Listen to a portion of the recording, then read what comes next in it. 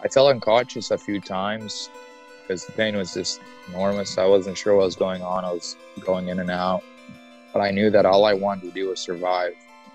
So I saw two windows that I was by. It was a little bit higher, and I wanted to survive. And so I did everything I could to go to those two windows. Hi, this is Shelomo Solson, the host of the Teenage Impact Podcast, where we share stories, tips, and specific strategies on how you as a teenager can overcome any adversity in your life.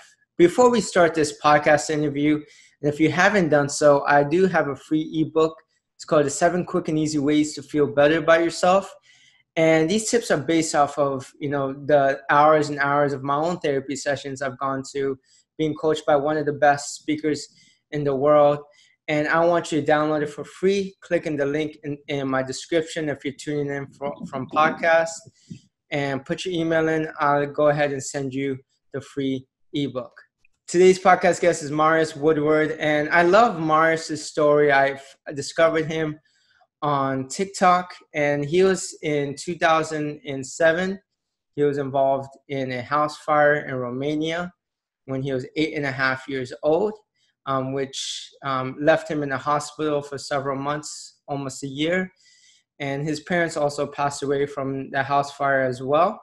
And today, Marius is going to go over his story and how he stays so positive during these tough times. How are you, man?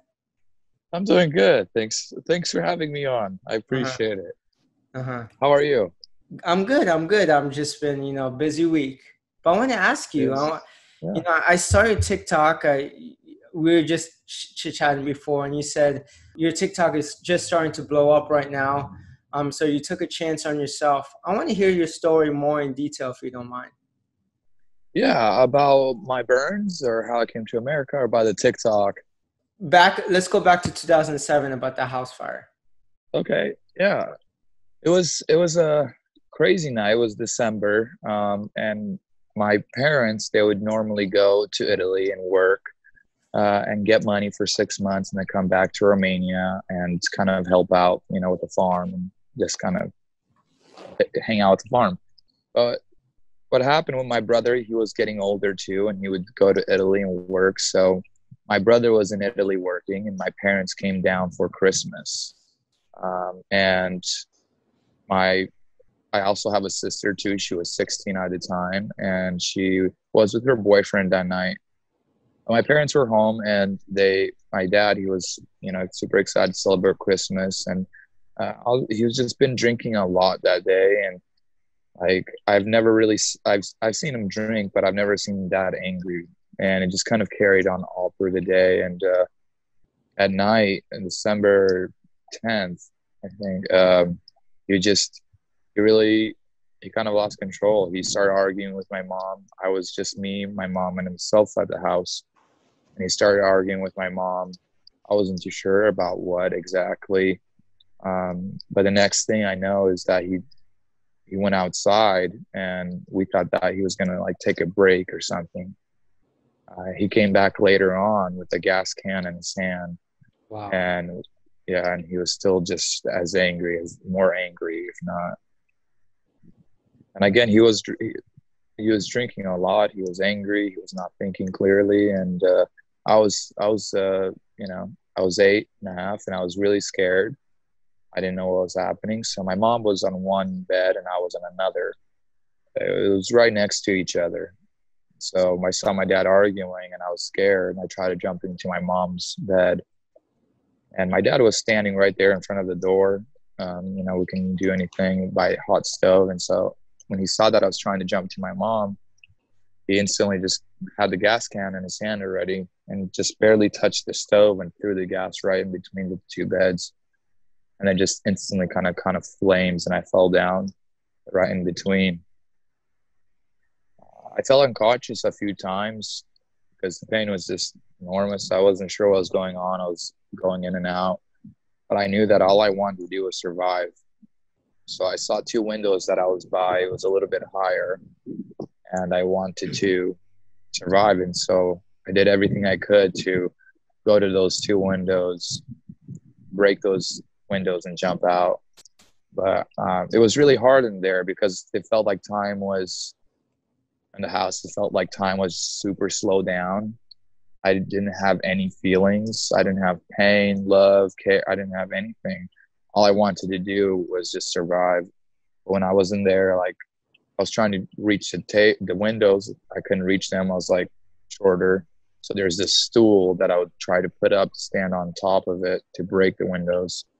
I remember one time it fell down, and that's when I kind of fell unconscious. I don't remember a little piece up there, but then I stood it back up, and I broke those two windows and jumped out, and I started crawling. And then one of my neighbors found me. His name is Zionel. He found me crawling and picked me up and took me inside of his house. And then everybody started rushing back to the house to see if they could help out my parents. The ambulance came, and I was the first priority that would go. The children, mother, and then the father. I went on first, and they took me. Then after that, another ambulance came. They picked up my mom, brought her to the hospital. Fortunately, she didn't make it in the hospital. And then the third ambulance came, picked up my dad, and he just passed away in the ambulance there. It was a really hard moment because I didn't know about my parents' death until like 3 months after. I was in the hospital. I woken up from a coma. I was just starting to get a feel of life again. I was starting to feel emotions again. You were in a coma for about 2 months? I was in a coma for about 3 weeks, I think. 3 weeks, okay. 3 weeks, yeah. And during this time, I was going in and out of it. Like I would wake up, but about 3 months until about Mother's Day, because after those 3 weeks, I woken up. I wanted to see my mom. I wanted to see my dad. And I asked the nurses. I asked, everybody, and they were like, your parents have been burned too. They were being treated just down the hospital, in the next room. And then the next time after that, they would tell me that they were in another hospital, and they would just not tell me what happened until eventually on Mother's Day, I was like a little bit stronger. And I told the girls, Jessica and Ashley, to give me a real flower, so I could give it to my mom. And then my aunt told me that day that both of my parents passed away. And that kind of really did just like really, I didn't feel like I went into depression for 2 weeks. I went into depression. I couldn't eat. I couldn't drink.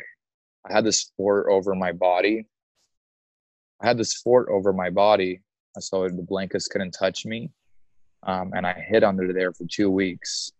And the nurses and doctors would actually come and threaten me and tell me if I wouldn't drink or eat, that they would have to put an IV back in my arm to give me the fluids. And then they would have to put a tube up my nose to give me the nutrients I needed for food. And they knew that I hated those two things. So that was them threatening me. And where's your, during the times you're in the hospital, where was your brother and your sister?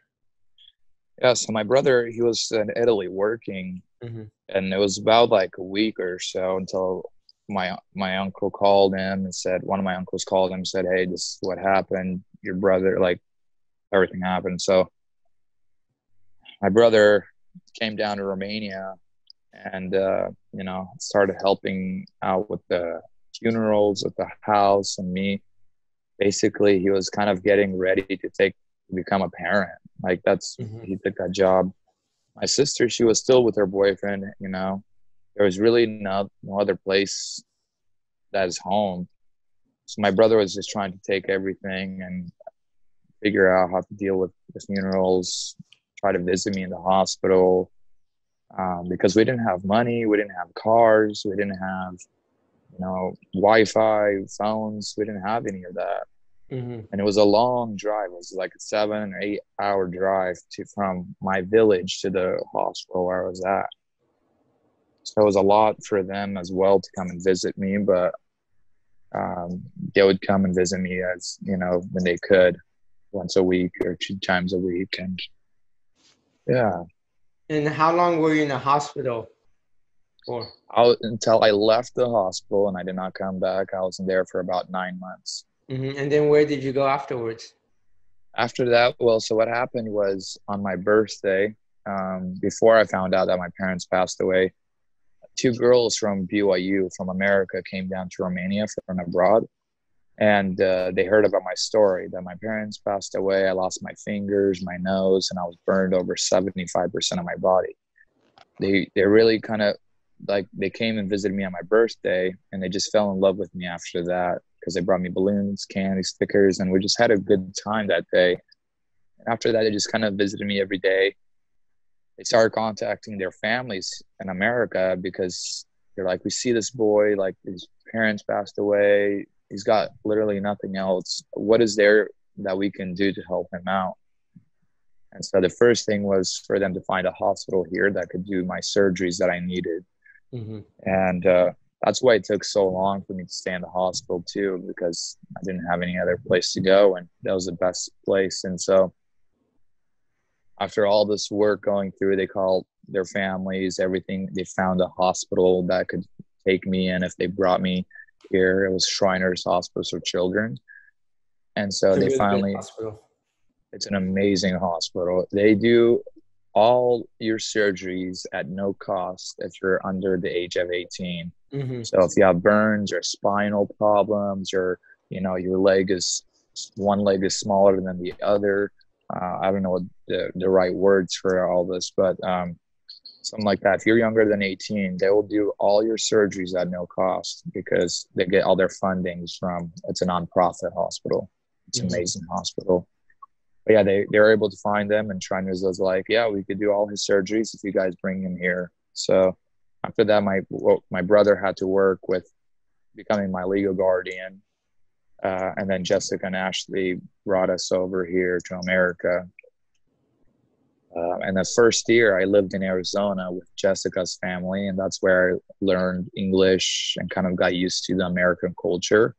And it was kind of like a vacation sort of for me because I just spent a whole year in the hospital, about a whole year in the hospital. So they were just trying to kind of loosen me up. And then after that, everybody was kind of getting a big surprise because my brother and Ashley, the other girl, were falling in love. And so they announced that they were getting engaged, and then that they were going to get married. So everybody was super excited. I was super excited. And after that, Ashley's family was like, that is so cool. I wonder if Marius would want, to get adopted by us. And so they asked me, and I was like, yes, of course, I want to. And then I got adopted, and I moved down to California. I think that was in 2011 when the adoption was finalized. So you went from Romania in the hospital, was there for 8-9 months, then moved to the United States, was in the hospital there for another year at Shriners? Well, I was in the hospital in Romania for 9 months. 9 months. After I came to America, I was just kind of in and out of the hospital. Yeah, so I think the longest I spent at a Shriners hospital was probably like a week to 2 weeks. Mm-hmm. That was the longest. But even that was it was just the hospital there that they have is just so nice that it didn't even feel like I was going in to get a surgery or that I was in a hospital. It just felt like family. It was really awesome. You talk about your hands and your nose, how you got surgery done for that. What did they do to repair those damages? Yeah, I mean, so the first thing is that I needed to get done was my eyelids. My eyelids were stuck apart, so I couldn't blink them. And they were afraid that I was going to go blind if I couldn't blink, and I was going to. And so the first thing they did, it was take skin graft. And this was the first fun surgery because I was like, I don't like my ears, how they sticking out like this. And, they're like, what if we take some of the skin from the behind of the ear, and that way your ears can get pinned back a little bit so they don't stick out as much. And then we can put that skin around your eyes. And I'm like, really? You can do that? And so they're like, yeah, we could do that. So they took some skin. Yeah, they took some skin from behind my ear and put it around my eyes. And now I can finally blink, But then, the bigger ones are my nose. My nose was really big, and my hands, mostly my hands were the biggest because I got burned My fingers got burned so badly that they had to amputate them in the hospital because they're afraid that it was going to get infected through my whole hand or more. And so basically, if you have your hand and make your knuckles, it was cut off all the way to your knuckles, and it was just a paddle. It was all closed, and so the first thing they had to do is figure out what surgery could benefit me, and they gave me three options, which was total hand transplants, mechanical hand, or a hand transplant. But they gave me the pros and cons to all of them, and I couldn't feel the mechanical hand, or I'd have to put different ones on and off to do certain things. The hand transplant, nobody else my age has had it done, and the thing is that it always had a chance to not take it. It would reject it because it wasn't my DNA, and I would have to be on anti-rejection medicine for the rest of my life too. So that was like a lot of work. But then they said total hand transplants, and you're like, the only thing with that is that we're just going to take your toes, and you're going to have a few toes missing on your foot, but they're going to be on your hands, and you can feel them and you can move, and basically, are you going to be able to do what you need to do? And I was like, okay, we're going to go with that option. So that took 1, 2, 3, 4, like 6 surgeries, I think, to take because the first thing they did, they had to separate this bone so I could have a thumb. And then after it was separated, then they put the toe on. And then after the right hand was done, it was the same thing with my left, the big toe on. And then after that, these two were put on, and then same with my left hand. But it took, I had to relearn how to walk. It took me I was in the hospital. I had my own room for a whole week. Was that like 9 or 10 years old? I think I was 10 or so, 10, yeah, around that age.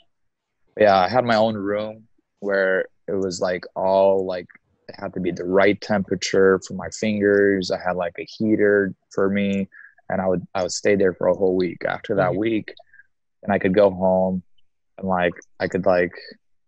I would be in a wheelchair this whole time, and I would have to keep my hand elevated, my foot elevated, and I was in a wheelchair for a whole month with every total hand transplant. After that month, after the week and the month, then I had to learn how to walk again. So I had to start putting pressure on my feet. I had to start, moving my toes to get feeling. I had to do a lot of work like that. And so that was with every surgery, my total hand transplant. And the nose reconstruction, that was really a fun process because what they did was they took a piece of my rib, they put it on my nose, then after that they took skin from my scalp, so they basically cut all around the skin, brought this whole skin, they shaved my head. It wasn't as long as it was, but they took the whole skin and brought it down to cover that rib, and it was attached to that for a whole month. So that way the skin could get blood, going to it, so it could attach to my nose. After that month, I had to change all the bandages 2-3 times a day. That would fall off. You just see scalp. That was it. But that was, after that month, then they cut the skin that they didn't need. They cut it, put the skin back. It took skin transplant to put for the missing part that I used for my nose. They covered that spot up, which is right here. And then after that, during that month though, I called it my little pet because I would just have a flop of skin all over my face, and it was super hairy, it would just grow. So I was like, this is my little pet, a little mouse, so I would pet it. So I had to have. You were pretty positive throughout the whole thing. I had to, because there is literally nothing else I could do, I could sit there and feel the pain, or I could feel, but what good would that do me? It wouldn't do me anything. So even the family, sometimes I'd feel down, and they would use little jokes that, could turn that bad moment into a good moment. What I know when you're in the hospital, you were in a depressive state for 2 weeks, but how did you eventually get out of that depressive state?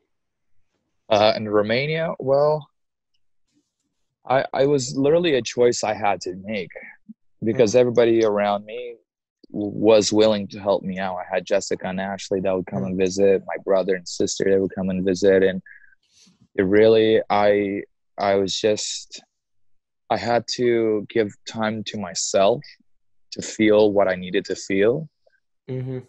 the pain, and I didn't know what was going to happen, so I needed to feel that. But then I just also, I think it just clicked that I understood that again, I had nothing else to do.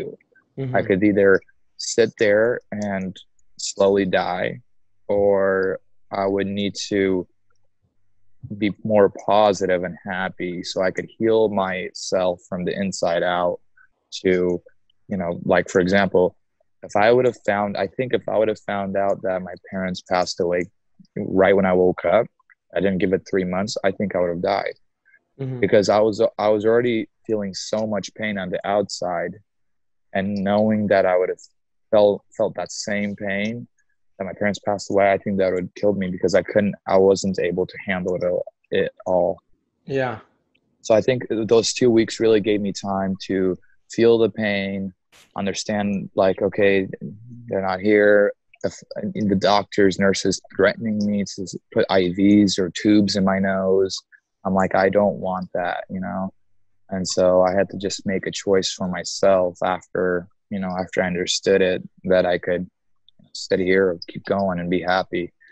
But like in your teenage years, now you're 21, but in your teenage years, a lot of people I interview, something happens to them. They don't quite understand what's happening at a young age, and then when they get older, that's when they start hanging out with the wrong crowd, get involved with drugs, alcohol, start getting in trouble. Did any of those negative habits, did you form that when you were in high school? Did those events that happened to you when you were a child catch up to you later in life? Actually, I started doing that even before the fire. So Romania, it's so crazy because they Mhm. don't have rules. You can smoke, you can drink at any age. At As 8 years soon as, old? Wow. yep, man, I started smoking cigarettes and drinking, and when I could start walking. Like I was, I was a thug back there. You know what I Uh-huh. mean? Like, so I always, and that always, I always understood that, like, and that's why I had to kind of forgive my dad because he was not in his right mind. Yeah. He started from a childhood where you could do whatever you want and Uh-huh. there's no rules to protect you against that. And so I think that was the reason why I kind of went in forgiving him and being okay with the situation. Mm. Um, but yeah, I mean, eventually after coming here to America, kind of things, started going like I did like drink or like I smoked weed, but you just have to find a fine line of, is it helping you? Like, because too much of one thing is bad. It doesn't matter what it is. You could love someone too much and that's bad. You Mhm. could drink too much water and that will kill you. You'll drown in your own water. So that is something I always look back.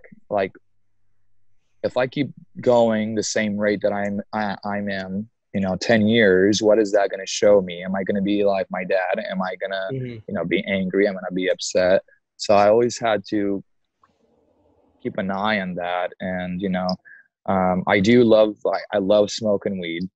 I actually haven't shared this with anybody. Okay.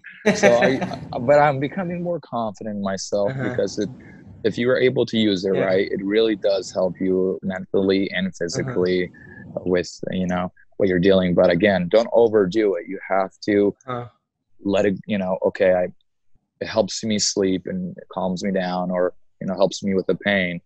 But you can't use that for everything that you're feeling. Uh-huh. Like, for every pain that you're going through, you can't drink it away. You can't, like, eventually what happens is it's going to catch up to you. And then you're going to feel it all at once. Mm-hmm. Because if you don't have that, now you're counting that the alcohol is helping you deal with your problems, or the weed is helping you deal with your problems, which they're not. They're just softening it. They're making it easier for you to deal with it. Yeah, that's so true because I mean, I don't really give advice on doing alcohol or Yeah. drugs. I mean, I don't recommend it to anyone in high school, No. especially in high school. I never did any of that in high school, but I know people love to experiment. I know people will do it eventually, and I always tell people do it responsibly and don't get hooked on it. Never rely on it as a substance for you to overcome certain challenges in your life. And as All right. far as I would probably go, because I don't want to be seen as, the expert in certain situations like that. But you say you did it occasionally, but did you ever get into that depressive state in high school or get angry in high school because of your past? Well, what happened is what happened. Okay, so once I came to America, it was literally basically Uh-huh. from Romania after the fire. It was all go, go, go. I had Mhm. to fight for my next surgery. I had to fight to get food. Like, I had to fight to survive. I came to America, it was the same thing. One surgery after another, I had to go, and I never had time to focus on myself. And high school, I kind of started getting a little bit more depressed because I wasn't sure what was happening with my life anymore because I was done with surgeries and I was done, go, go, go. Uh-huh. Now it's just really a step back and relaxing and really kind of, I didn't know what was happening. I'm like, I don't want to go to school. I don't know what job I want. What can I do with my hands? What can I do? You know? And so that's when I started smoking. But then, like, I just I started realizing that I was getting in that bad habit, and so I started kind of going to the gym, running. I started even doing a lot of jobs. Last year in 2019 or 18, I probably had about 20 jobs. I would just literally go one job to another because I like learning, and then like you can see from my past of surgery after surgery after surgery, like that was the mentality that I had and I liked doing them, but after a while it got boring again. And Mhm. I think that's the same with everything in life. But I kept going and I like that kind of just kept me going towards a goal. Not necessarily that I stopped forgiving that I was sad or depressed, but that it kept me going to something better than sitting there and feeling sorry for myself. Mhm. And yeah, so I mean, there's even probably like last week, there was like a time where I'm like, man, I don't know what I'm doing. Everything I'm doing, like I feel like I'm helping people. I'm making people smile, but yet I still feel like I'm behind. Like Mhm. I'm not doing what I'm supposed to. And I feel like everybody's gonna go through that time in life, but it's okay because it's just a little rough patch we're going through. As long as we keep going, one step at a time, Yeah, I mean, makes it. 21, man, I don't remember. Yeah, 21 was like that for me. I went from this perfect straight A student, 5.2 GPA, extracurricular activities, teacher's pet, everything, to now when I went to college, that expectation of me kind of was gone, and I wanted to do something that I enjoy doing, and I didn't know what it was. So for the first time, I wasn't getting good grades. I was consumed in partying. I was consumed with my fraternity, and I kind of lost track of who I was. And 21, man, 21 was bad because I was trying to figure that out. It wasn't until Mhm. 22 hit when I read a book which kind of completely changed my life and made me realize I wanted to become a speaker. And that's when things for me started to change, when I kind of developed this mission statement for myself. Mhm. And I revolved all my goals around that personal mission statement I had. And ever since, in the past 8 years, 7 years, I've been doing that. Wow, nice. So you figured out a base Yeah. first to And help it you evolves. I'm not keep saying I'm going. positive all the time, man. Oh yeah, It's like, who can be? it's like I'm making progress. I'm going up, and then I just fall back down, and then I get back up, and then fall back down. But I keep going. It's not like I give up Yeah, anytime, and dude. I I don't find know. ways to snap out of it. Oh, I love it. The Never give up. tattoo? Yeah. Uh-huh. I got That's this before awesome. I turned 18. Uh-huh. Yeah, because I was going through that little rough patch, but I got my lion tattoo right here. oh, that is cool. I want to get a big one. I don't know what It next. hurts. But It does. what do you do when you have those little funks that you try to get out of? Oh man, I usually just sit there and feel sorry for myself. Like Okay. 100%, man, Uh-huh. 100%. Like I either listen to music super loud, cry, or I like go in my room and I just feel sorry for myself. I'm like, okay, what can I do? Like yes, this time is terrible. Uh-huh. Like I feel terrible, and then I just like if you spend like a whole day or half day in your room and you can't like do anything, then eventually you start like, okay, what can I do to make it better for tomorrow?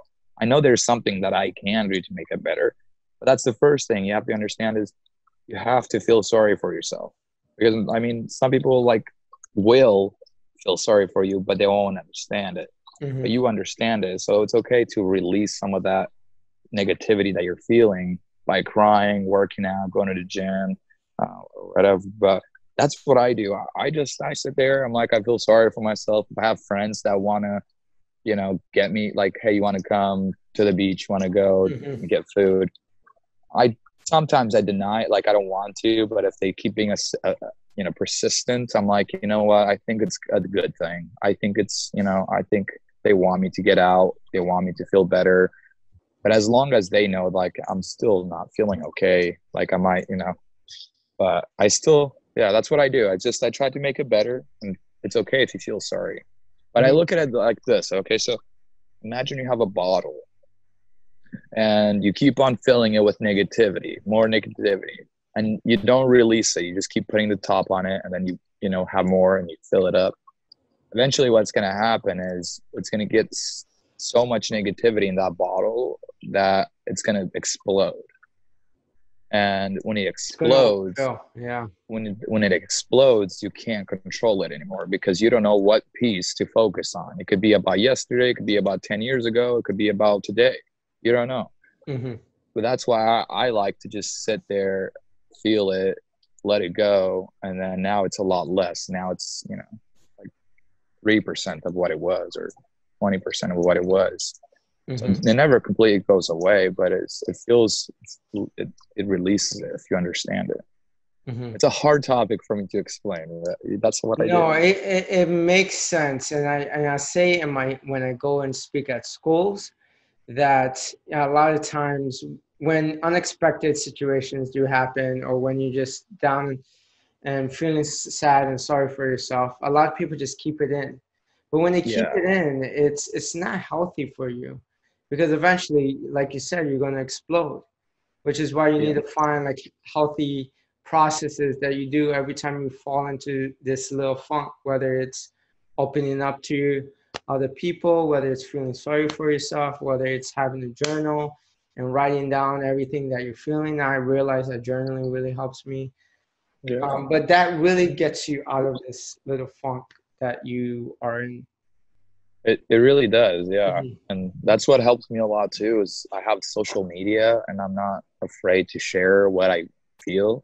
And it Hmm. really helps me to kind of I stay more open to it now. Hmm. I that's it takes time. The first thing, it just like you said, figure out that there's always negative and positive, and you Hmm. just have to figure out a middle line between them to Hmm. where you can function. Because if you have too much positivity, eventually you're going to crash, and then you're going to feel negative. If you have too much negativity, you might get stuck there. And by the fine line, Hmm. it's a hard one to find, but as long as you never give up. Your TikTok started blowing up. What got it to increase, and what got you that brand recognition? I mean, I first starting it, I started it just to be me. Mhm. I went on a road trip like 2 weeks before COVID, or like a month before COVID, just in a car. I was just in a car the whole time for 2 weeks, a road trip in a car, and 2 hours into it, I decided to stick my head out the roof And I took my hat off and I forgot that I had my glasses on and the glasses flew off. And so I was pretty upset. So we turned back, we tried to find my glasses, nothing, like we couldn't find anything. And then at that time I knew I had two choices to make. I could be super upset. We could turn back and, or we could keep going. And Logan, my nephew, he would drive the whole time and I would just kind of be there, and so we both kind of agreed on, okay, I know you can't drive, but you're here. I can, I'll take it over. And so we kept driving and I was like, all right. So I made a TikTok video. It was like short story. I stuck my head out the window and I lost my glasses. And after that, I didn't look at it at all until like 4 days later. I get a few friends like Snapchatting me. They're like, yo, Marius, you're on my For You page. I'm like, For You? FYU page? What is that? And they're like, For You page. I'm like, on what? What are you talking about? They're like, TikTok, bro. Your video's blowing up. So I go on TikTok. That's yeah, dude. crazy. I go on TikTok and I see it. And I'm like, holy crap, what's happening? And then I started going through it was like 50,000 views or something, and like it just kept going from there. And then I kept reading the comments and people were very curious of what happened to me. So my first TikTok that I did of what happened to me, I had Logan in the car and I was like, short story. And then I had Logan to like, what happened to your face? And then I did that. I was like, and he said it and I was like, well, I got burned in a house fire. What happened was TikTok decided that was offensive because Logan is like, bro, what happened to your face? So they took it down. I had to make another one. After that one went viral. It was like 15 seconds. I was like, I was in a house fire. I was burned in a house fire when I was 8.5 years old or something. And I got like over 1 million views. Wow. Yeah. I think that's the one I saw. Yeah. After that, I just kept making videos, and sharing my stories of how I do things with my hands, of how the fire happened.